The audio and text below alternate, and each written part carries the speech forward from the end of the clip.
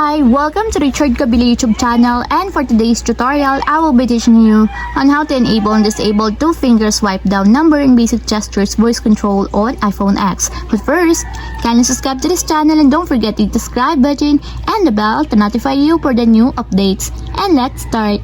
Using your iPhone X, from your home screen, first go to Settings. Then in the Settings, scroll down and find the Accessibility and then tap.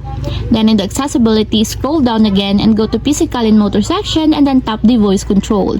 Then in this part in the Voice Control, go to this section and then tap the Customize Commands. Then in the Customize Commands, tap the Basic Gestures. And then after that, in the Basic Gestures, scroll down again and then find and tap the two-finger swipe down number.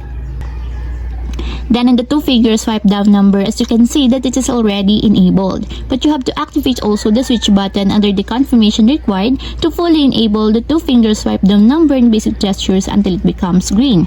And if you want to disable or turn up this step again, the switch button just like this. And that's it, we have successfully enabled and disabled two-finger swipe down number and basic gestures voice control on iPhone X. If you have a question, can you comment down below and don't forget to hit the subscribe button and the bell to notify you for the new updates. And thank you for watching!